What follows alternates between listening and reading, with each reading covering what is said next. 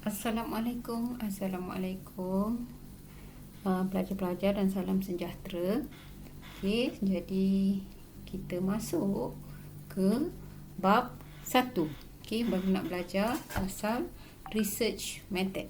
Okey, research method, dan kita fokus research method dalam perniagaan lah ya. Okey, so chapter 1 ialah satu chapter di mana anda diperkenalkan dengan apa itu penyelidikan.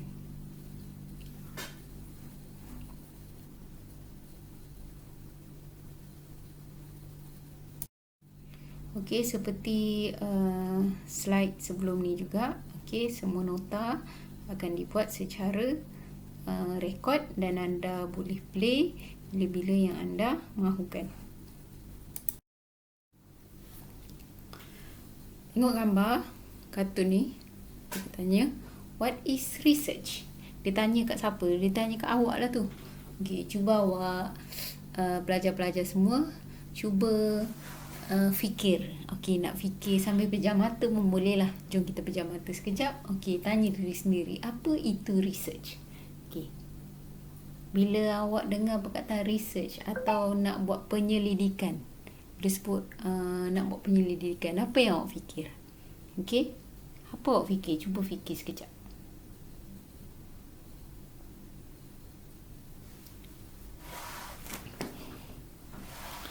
Okey, dah fikir kan? Okey, benda pertama yang terlintas bila awak kata nak buat research, apa yang awak fikir? Adakah anda fikir anda kena masuk lab? Anda kena ada tabung uji, kena letak bahan kimia, contohnya, okey, kena masuk, campur-campur, pum, meletup. Okey, itu pun sejenis penyelidikan lah tu. So, kalau kata lab, terus kata, oh, masuk lab sebab dia nak buat research.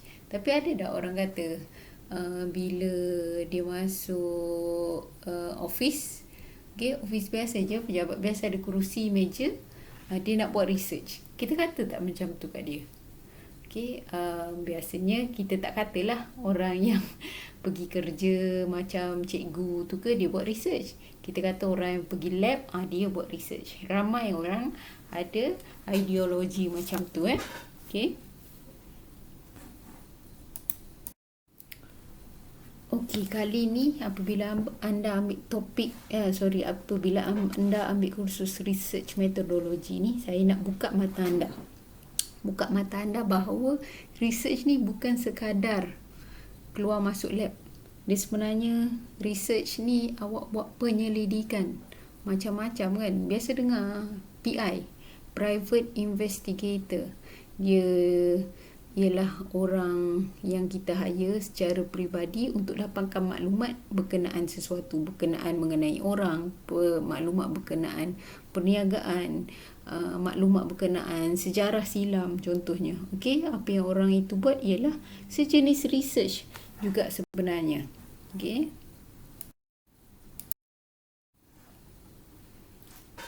Okey, ni yang saya cakap tadi tu. Bila cakap pasal nak buat research je, cakap pasal masuk lab. Cakap pasal nak uji itu, uji ini. Siapa kenal gambar lelaki lukisan di sebelah kanan ni? Okey. Ini ialah gambar Albert Einstein. Dia merupakan saintis yang dikategorikan sangat terkemuka lah di atas penemuan-penemuan yang dia buat hasil dari penyelidikan. Okey, nanti Google sendiri apa yang Albert Einstein ni buat, kajian dia mengenai apa. Betul-betul pasal masuk lab ke tak? Okey, adakah sebab masuk lab saja kita kategorikan dia sebagai researcher? Okey, bukan macam tu. Okey, kerana research ni atau penyelidikan ni lebih luas daripada apa yang berlaku di dalam bilik makmal.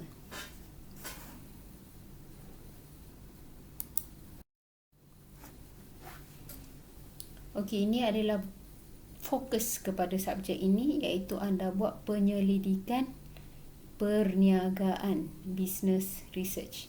Okey, tengok dulu. Cuba tengok definisi ni. Definisi ni secara teori lah ni, bertulis macam ni. Cuba baca dan tengok. Lebih kurang 20-30 saat saya bagi. Cuba fahamkan.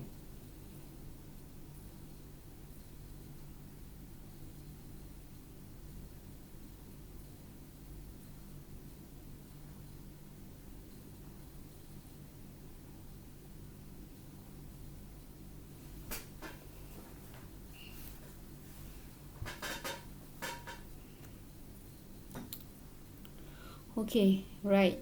So apa yang ditulis kat sini ialah business research ni, penyelidikan perniagaan ni maksudnya an organized and systematic inquiry or investigation into a specific problem, okay, undertaken with the purpose of finding answer and solution to it.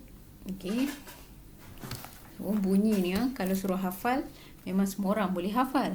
Tapi saya bukan nak awak hafal ya, saya nak awak faham business research ni apa.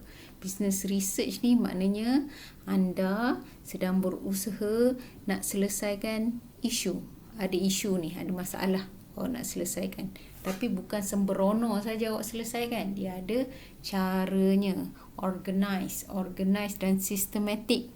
Okay, bukan saja-saja main dengar maklumat dari orang A atau orang B, mesti dapatkan daripada sumber-sumber yang betul. Okay, kenapa tujuan dia perlu dilakukan secara sistematik dan organize? Supaya jawapan anda kepada isu dan masalah yang sedang anda hadapi itu akan bermakna, supaya dapatan kajian awak tu ialah dapatan kajian yang betul dan boleh menyelesaikan masalah yang awak sedang hadapi itu. Kalau kita tak buat secara sistematik, secara proper, awak dapat jawapan tapi rupanya masalah tu tak boleh selesai. Silap-silap makin besar masalah.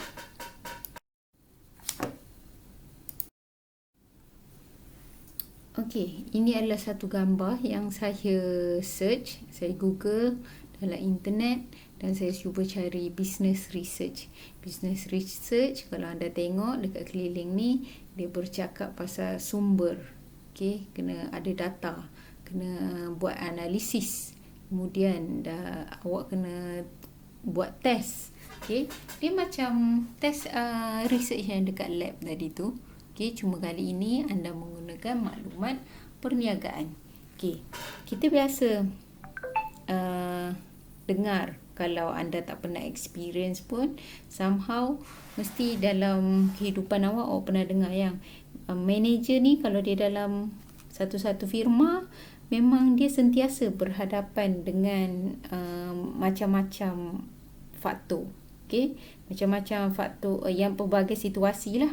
Okay?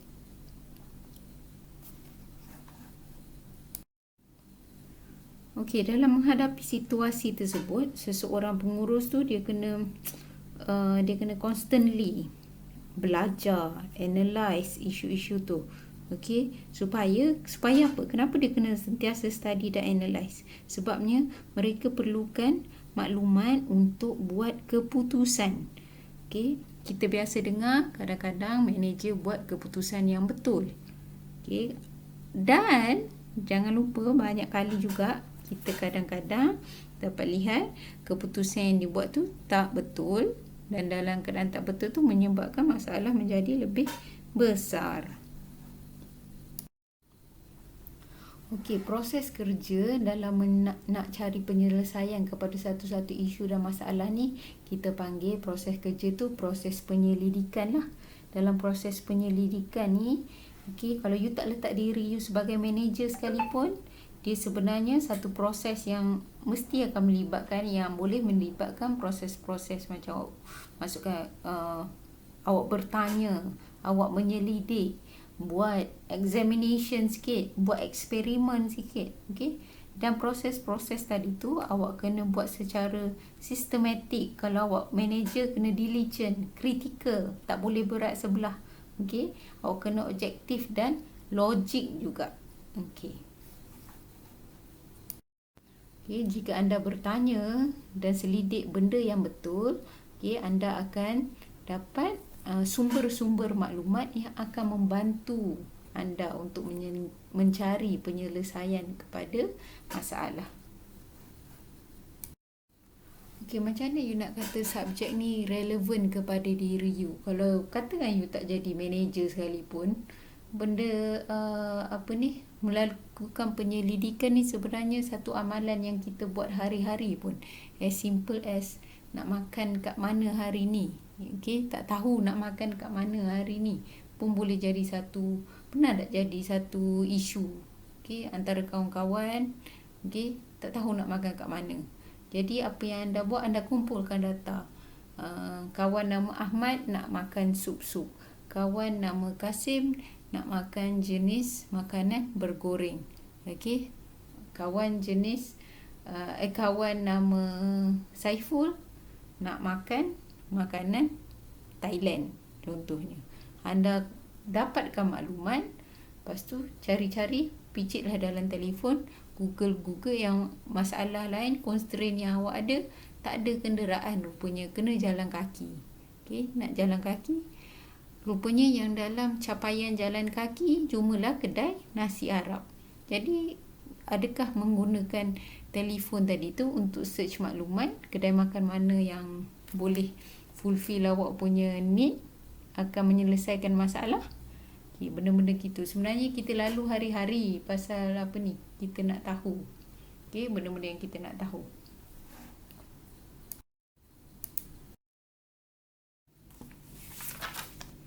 Okay, slide ni sangat penting ya, sangat penting untuk anda boleh bezakan basic research dan applied research. Okay, sangat-sangat penting. Kenapa saya kata sangat-sangat penting tu adalah sebab kenapa saya cakap sangat-sangat penting itu. Okay, dalam business research ni biasanya common untuk selesaikan satu-satu isu ni dalam perniagaan ni, dia akan sentiasa berkait antara apa? Berkait dengan area accounting berkait dengan management, berkait dengan finance, berkait dengan marketing. Dia tak boleh berdiri seorang-seorang. Kalau dalam bisnes ni, you buat keputusan A, you akan affect department B contohnya. Okay, dan juga department D. Jadi dalam proses penyelesaian masalah tadi tu, you kena fikirkan orang-orang atau bahagian-bahagian yang akan menerima tempias daripada keputusan yang ada. Okay? Tapi kalau tak selesaikan isu, mereka juga akan mengalami kesukaran dia. Jadi tugas anda sebagai manager ialah dapatkan maklumat-maklumat melalui proses macam tadi itulah, interview, inquiry, okay, contoh, atau buat survey contohnya, untuk dapatkan maklumat supaya anda boleh buat keputusan yang terbaik untuk semua orang.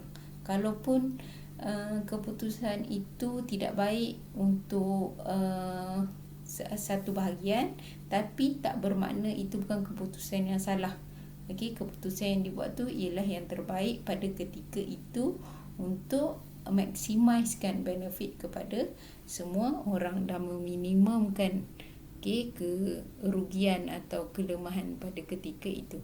So, apa yang kita nak tengok ni ialah apa beza basic dan applied research. Okay, tengok di definisi tu.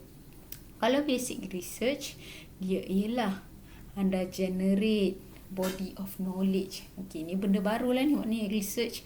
Basic research ni maknanya anda sedang buat perkara yang baru. How certain problems that occur in organisation can be solved. Okay, apa beza dia dengan applied research? Okay, kat sini dia kata applied research untuk solve problem faced by the manager, demanding a timely solution. Okay, dua-dua ni selesaikan masalah. Okay, dua-dua ni solve problem. Tapi apa bezanya? Macam mana kita nak bezakan? Okay, macam ni. Okay, saya bagi dengan contoh ya. Okay, basic research ni anda buat sebab anda tak tahu jawapan kepada persoalan anda itu. Okay, memang tak tahu. Applied research pula anda buat berdasarkan dapatan yang basic research dapat. Okay, tak jelas lagi. Saya bagi dengan contoh. Contohnya, saya, Madam Awin, mengajar di UMK. Okay, samping tu saya buat juga part-time mengajar di UMT. Okay, di Terengganu. Katakan saya nak tahu, soalan saya, kenapa ramai pelajar suka off camera semasa kita buat offline, semasa kita buat online teaching. Kenapa anda suka off camera? Okey. Apabila saya buat kajian, saya dapati antara jawapan-jawapan faktor-faktor yang mungkin menyebabkan itu berlaku ialah pertamanya, siapa nak bagi saya contoh Okey, pertamanya contohnya kenapa pelajar tak nak buka? Mungkin kerana sifat dia pemalu. Okey. Antara faktor dia sifat dia, karakter dia memang pemalu ke atau tak suka bergaul ke, itu memang karakter dia. Okey. Ada juga possibility kenapa dia tak buka kamera, sebabnya memang masalah teknikal, komputer dia rosak ke apa, faktor teknikal macam tu. Okey, possible juga dia tak buka kamera disebabkan oleh dia malu pula sebab dia tak sempat kemas latar belakang dia tu, video yang latar belakang dia tu dia tak sempat kemas. Okey, so itu ialah jawapan baru yang saya tahu.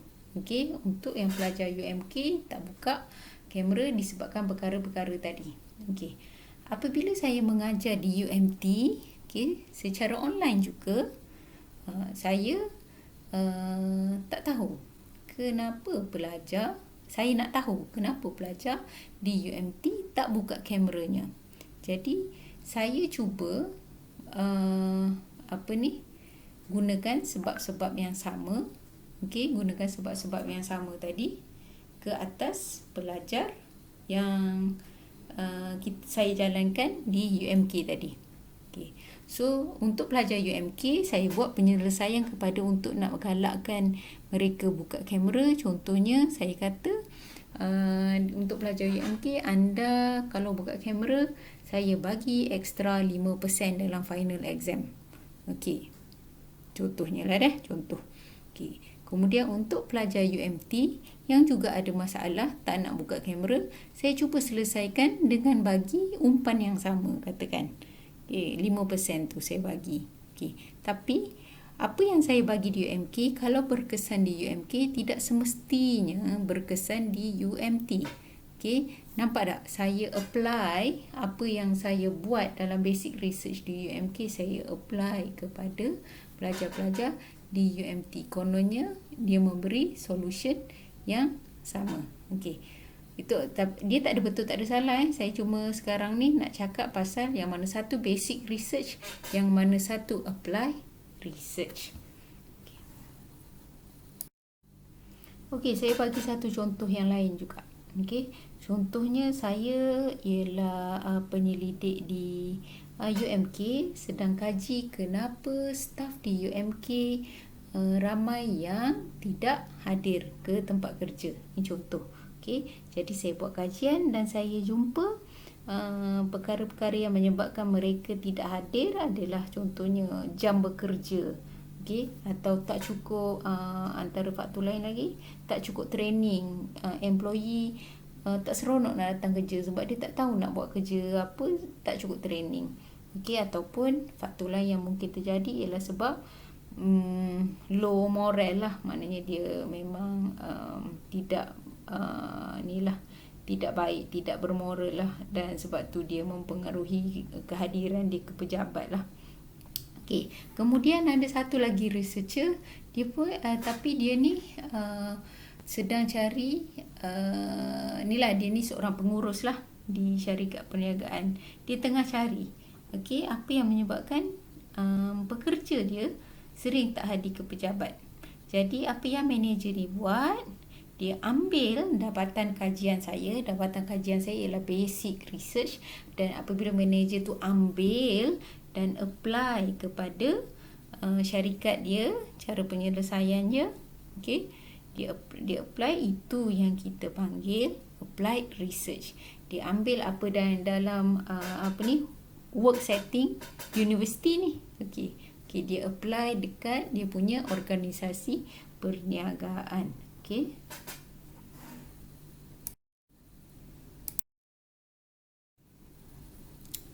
Ni benda yang sama macam tadi. Saya dah terangkan dengan contoh juga. Basic research sebelah kiri dan sebelah kanan applied research. Okay, basic research ni tujuan dia apa, applied research tujuan dia apa. Okay, basic research ni you memang nak cari peringkat mula-mula sekali kan.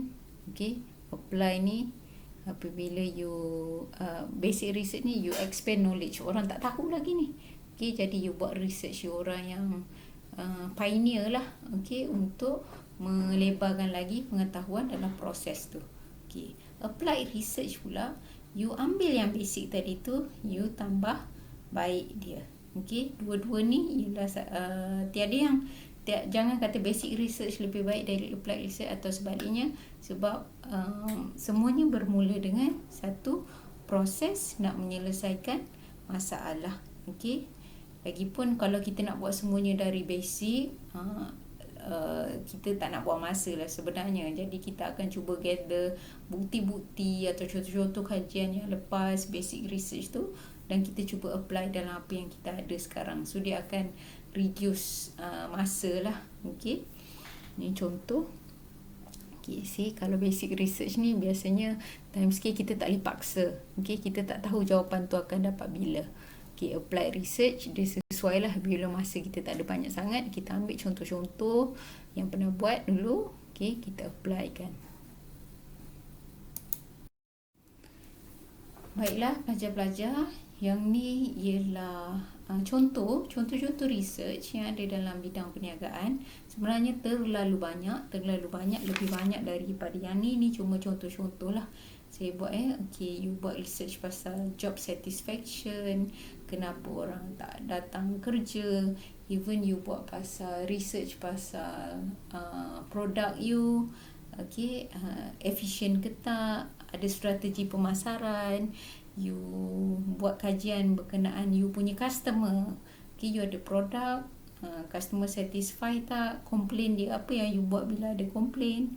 Okay, bukan setakat tu, pasal duit pun sejenis research juga, pasal budget, pasal accounting.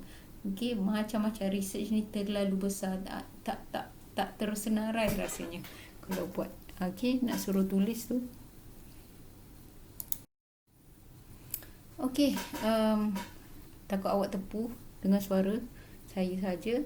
Jadi kita buat sikit aktiviti. Saya harap anda biasa dengan Padlet, pernah guna Padlet.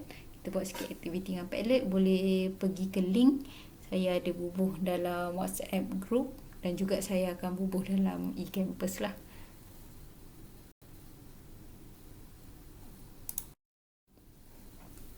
Okey, rasa-rasa. Cuba tengok slide ni sekejap.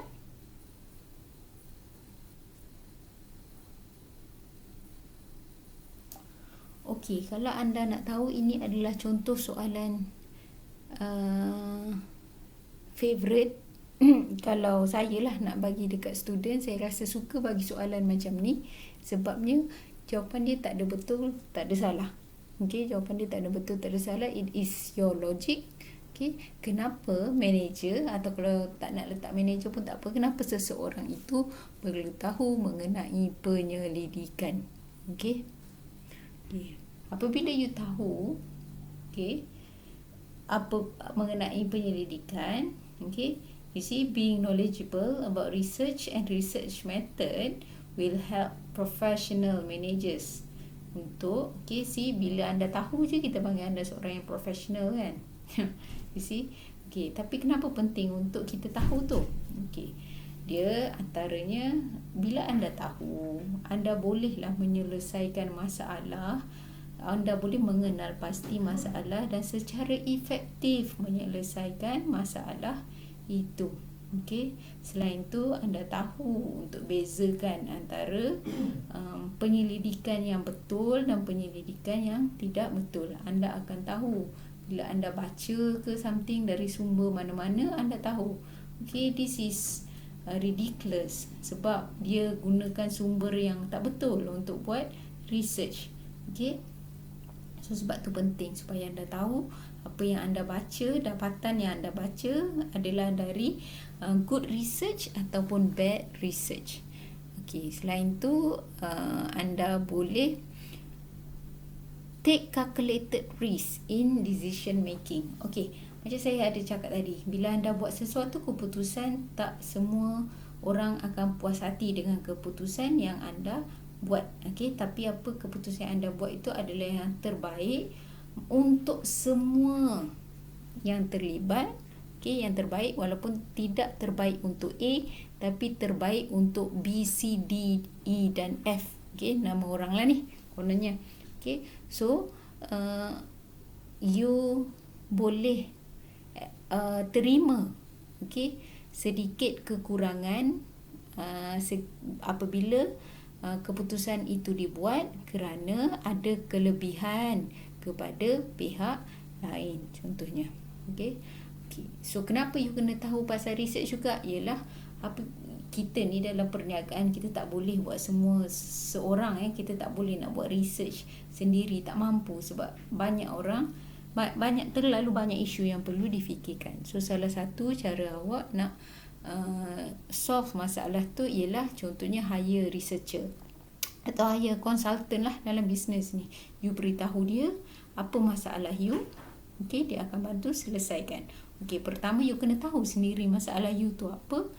Sebab kalau tak you salah hire researcher, you salah hire consultant, okey, you cerita macam mana hebat pun dia tak boleh nak selesaikan masalah you secara efektif. Okay, so it's a two-way process lah. Dua-dua kena yang terbaik, barulah kita dapat selesaikan masalah tu. Okay, yang last sekali, combine experience dengan scientific knowledge. Okay, maknanya anda ada pengalaman. Dengan adanya pengalaman dan pengetahuan, dia akan bantu anda untuk buat keputusan yang lebih padu. So ni saya ambil satu quote dari Cassandra Clare. Dia kata, knowing is better than not knowing every time. Okay, untuk kita bercakap ni dalam pengurus perniagaan lah ya. Kalau yang pasal unsur-unsur peribadi tu tak apalah, kita letak tepi. Tapi di dalam perniagaan, okay, apabila anda menguruskan perniagaan, knowing is better than not knowing. Okay, tapi pastikan yang anda tahu itu ialah dalam yang keperluan perniagaan anda, sebab kita tak nak buang masa lah. Okay. Okay, ni yang saya cakap tadi, seorang pengurus dan researcher relationship. Dia maksud kat sini manager researcher relationship, manager dan consultant relationship. Okay, so anda pengurus, anda ada orang yang nak tolong selesaikan masalah anda, iaitu sepasukan penyelidik lah. Okay, dua individu atau dua entiti berbeza ini, okay, bekerjasama untuk menyelesaikan isu yang dihadapi oleh manager tadi. Okay, di sini, okay, untuk hubungan ini berjaya, okay, ini ialah perkara-perkara yang anda patut tahu. Okay, ini contohnya anda jadi penyelidik sebab anda nak menyelesaikan masalah. Okay, salah satu projek tadi kan saya cakap anda perlu buat proposal kan. Okay, proposal nak menyelesaikan masalah. Okay, bayangkan anda ni penyelidik. Okay, anda nak menyelesaikan masalah di syarikat atau enterprise mana-mana. Okay, apa yang anda patut tahu? Ada boundary dia. Okay, setiap orang perlu tahu peranan masing-masing. Okay, dan anda juga kena share information. Kalau tak share information, macam mana nak selesaikan masalah? Okay, setengah information adalah confidential. Jadi kat sinilah penting adanya trust, adanya kepercayaan. Masing-masing mesti value, okay, dan hormati, okay, sistem yang ada. Okay. Selain tu, okay, yang manager pun, okay, dan juga konsultan, bila dah dapat, okay, maklumat dan juga informasi, kena terima seadanya. Okay, terima seadanya. Kalau tak puas hati dengan cara tu, okay, kena professional. Kat sini kita panggil professional lah. Acceptance of findings and implementation yang, okay, contohnya konsultan kena kena terima secara terbuka. Manager tu dia implement sesuatu perkara tu macam mana contohnya. Manager pun kena terima juga jika konsultan punya findings tadi mengatakan cara dia implement sesuatu tu tidak tepat contohnya. Dia kena terbuka dua-dua ni. Okay, next slide saya akan share dengan anda isu-isu yang selalu wujud, Okey, antara manager dan konsultan ni. Sebab bukan senang orang nak selesaikan masalah kita. Kita nak kongsi ni, nak buka isu atau masalah ni, kadang-kadang membuka ni lah aib ke katakan Jadi ada isu, sama ada lah ni kita nak ambil inside consultant ke internal consultant atau external consultant.